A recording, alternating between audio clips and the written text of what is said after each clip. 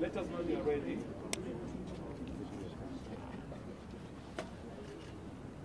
Are we ready? Yes. Oh, thank you to this press briefing. First of all, I want to say that two of our principals are outside the country. Right Honorable Raila Amolo Odinga is in the United Kingdom, where he's held a lot of meetings and consultations with government officials in the United Kingdom, together with the other leaders, including the Archbishop of Canterbury. And we expect him back in the country tomorrow, late in the day.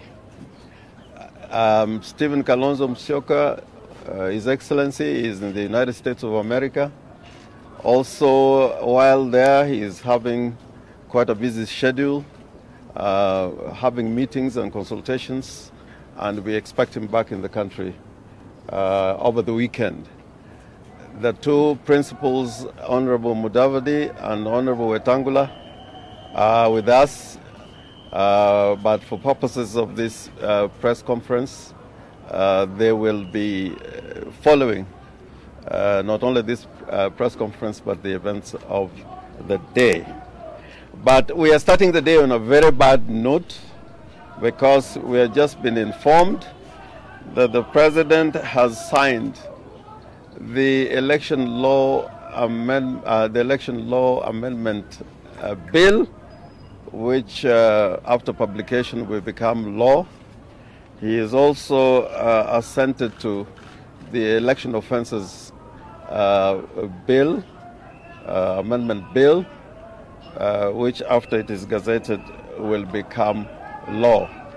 That is really unfortunate, because these election laws are turning Kenya into a banana republic, because President Uhuru Kenyatta has ensured that the laws governing elections will be the laws that are favorable to him and not favorable to the people of this country. The Election Offences Act, the amendment has been made to enable public officers, including Cabinet Secretary, to campaign without restrictions. So we condemn the President for taking this retrogressive step in taking us back to the days of one-party rule. I think this is, if you read the amendment together with what the IEBC is trying to do, we're in a worse situation than when we were during the kind of days, particularly when Mulolongo was the order of the day insofar as the elections are concerned.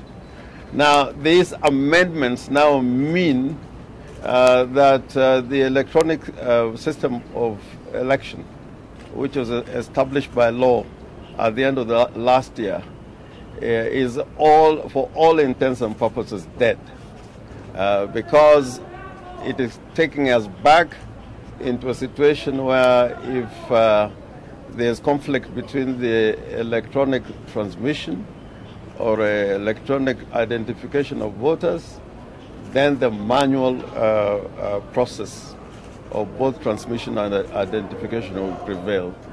It now calls into question why the government is spending over 12 billion shillings to establish this electronic system.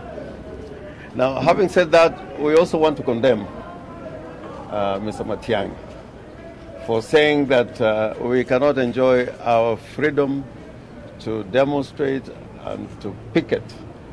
There are two High Court decisions by Judge Lenaola and Judge Onguto, which are very clear that when there is a demonstration in which the government has been notified, it is the responsibility of the police to ensure that protection is given to those who are exercising that freedom.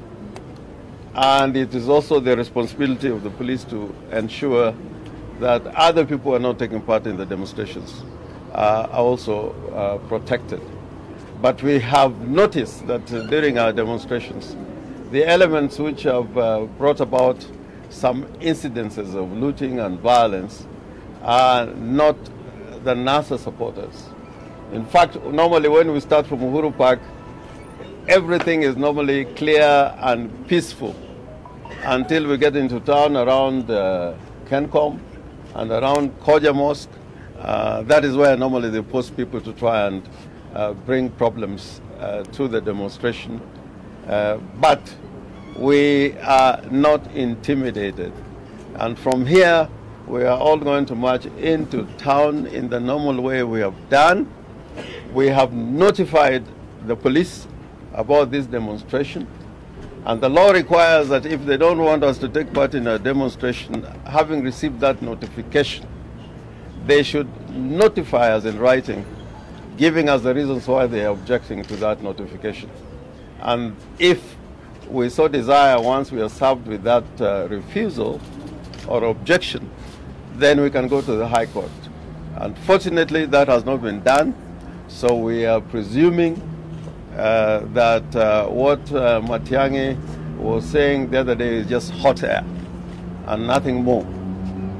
Therefore, you can see the members of parliament here and leaders of the coalition are here. We are ready to go into town and we will be talking to you as the demonstration unfolds throughout the day.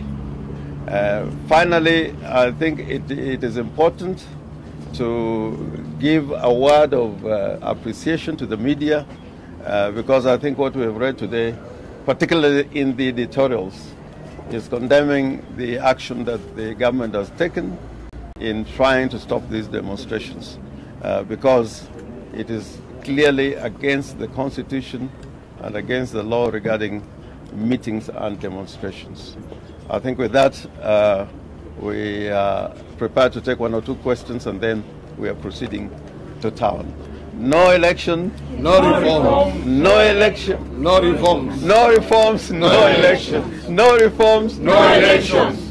And we mean it when we say no elections. Any question? Asante sana. Asante sana.